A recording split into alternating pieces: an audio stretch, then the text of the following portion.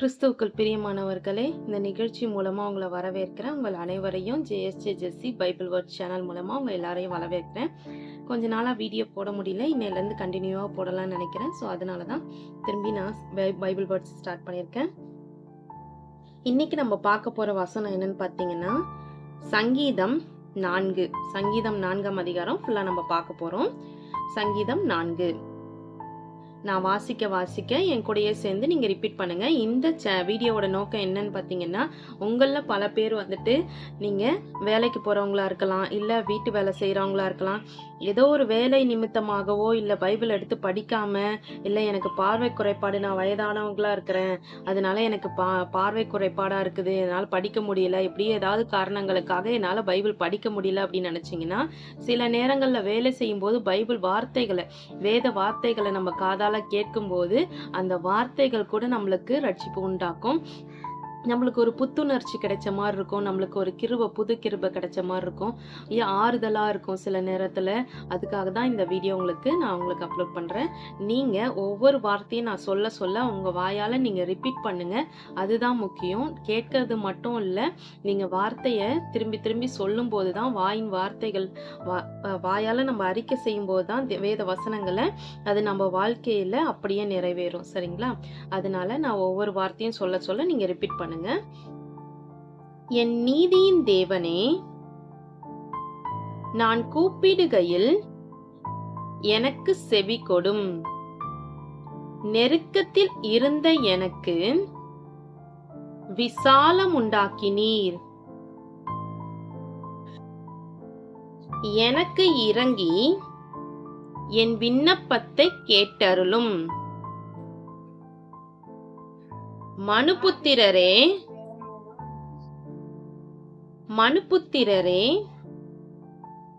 எதுவரைக்கும் என் மகிமையை அவமானப்படுத்தி வீணானதை விரும்பி பொய்யை நாடுவீர்கள்? பக்தியுள்ளவனை கர்த்தர் தமக்காக தெரிந்து கொண்டார் என்று அறியுங்கள். நான் கர்த்தரை நோக்கி கூப்பிடுகையில் அவர் கேட்பார்.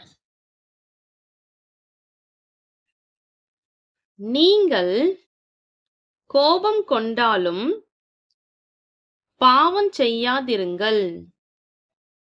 உங்கள் படுக்கையிலே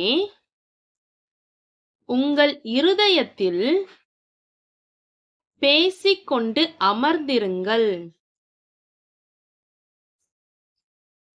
நீதியின் பலிகளை செலுத்தி கர்த்தர் மேல் நம்பிக்கையாயிருங்கள். எங்களுக்கு நன்மை காண்பிப்பவன் யார் என்று சொல்லுகிறவர்கள் அநேகர்.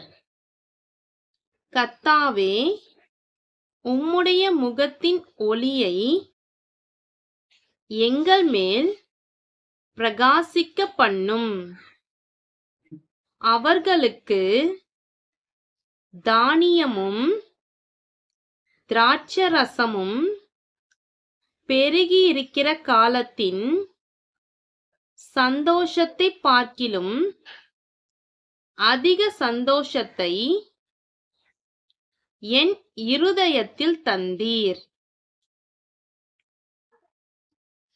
சமாதானத்தோடே படுத்துக்கொண்டு நித்திரை செய்வேன். கர்த்தாவே, நீர் ஒருவரே என்னை சுகமாய் தங்க பண்ணுகிறீர். ஆமென். ஃப்ரெண்ட்ஸ், இந்த வீடியோ உங்களுக்கு பிடிச்சிருக்கும். கண்டிப்பா நீங்க இந்த வார்த்தைகள்லாம் திருப்பி திருப்பி மனப்பாடம் செய்து கொள்ளுங்கள். மனப்பாடம் செய்ய முடியலைனாலும் இந்த வீடியோவ திரும்பி திரும்பி கேட்டு, நீங்க திருப்ப திருப்ப வாயில சொல்லி சொல்லி பாருங்க. ஒவ்வொரு வசனங்களும் வாயினால நம்ம அறிக்கையிடும்போது தான் நம்மளுக்கு ஆசீர்வாதம். வசனத்த கேட்கறது மாத்திரம் இல்ல, நம்ப வாயால நம்ம அறிக்கை செய்யணும். நீங்க ஏதாவது வேலைகள் செய்து கொண்டிருக்கும்போது கூட சரி, இத ஆடியோ மாரி நீங்க போட்டுட்டு, நீங்க உங்க வாயால நீங்க அத அறிக்கை செய்ய இந்த வார்த்தைகள் எல்லாமே உங்களுடைய வாழ்க்கையில ஆசீர்வாதமா மாறும். கர்த்தர் தாமே உங்கள நிச்சயமா ஆசீர்வதிப்பாராக.